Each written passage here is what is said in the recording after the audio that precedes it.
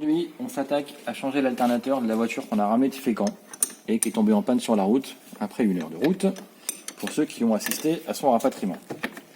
Donc premièrement, on enlève la batterie et on fait le maximum de place pour faciliter.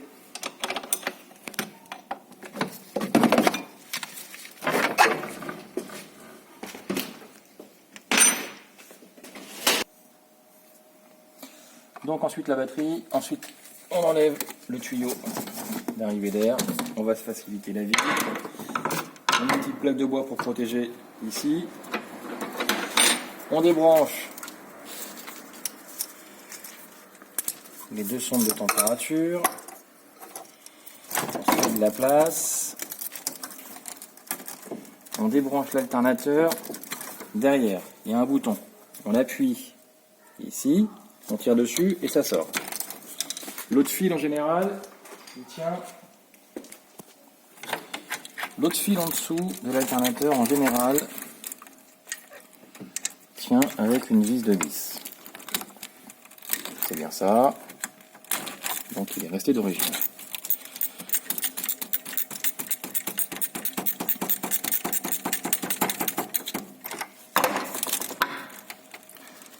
Voilà. On enlève les fils, cherche à la rondelle et on met tout de côté. Ensuite, on va détendre l'alternateur. Normalement, il est en 13, mais là évidemment il est en 14. Même pas, il est en 15. Voilà.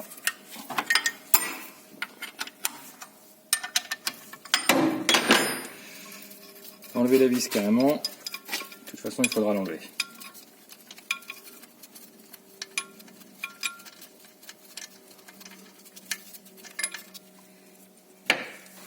Ensuite,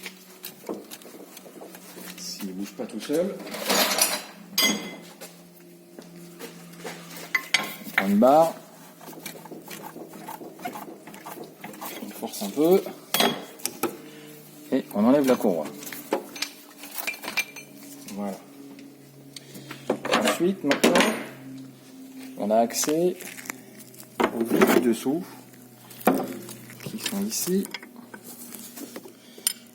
et qui vont nous permettre de le desserrer pour pouvoir le manipuler comme on veut. En général, c'est du 14.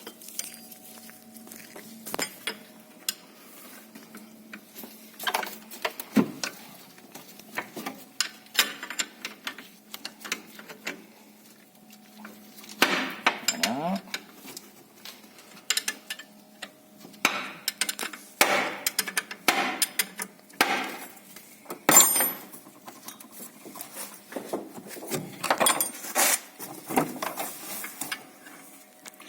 On fait la deuxième de l'autre côté.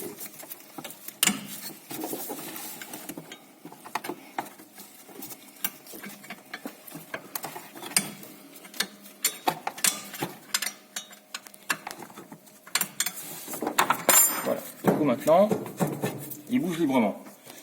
On va le débrancher. Ici on a le tuyau de frein.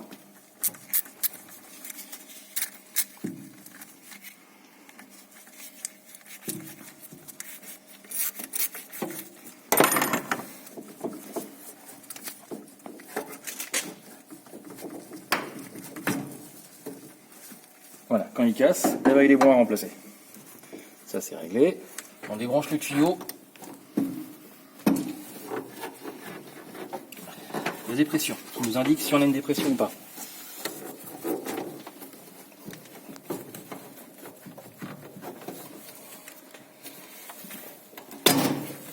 Voilà. Ensuite, pour se faire de la place, on va enlever cette partie qui sert à tendre l'alternateur.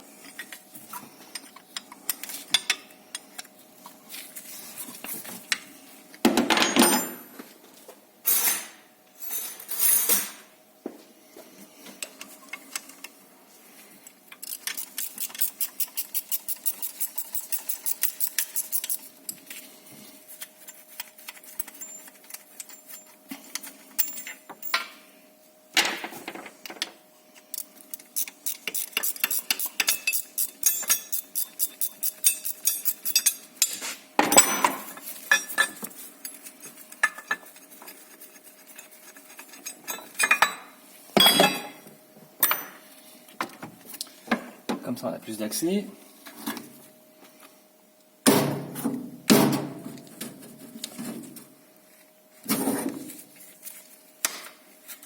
Et là, on termine d'enlever les deux écrous du dessous qui maintiennent l'alternateur.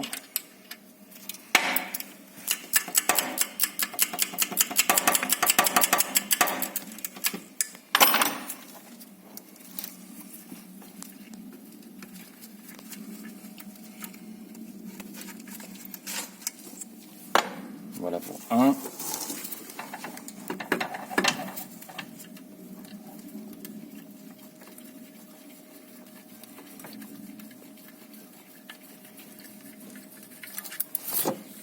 Voilà pour le deuxième.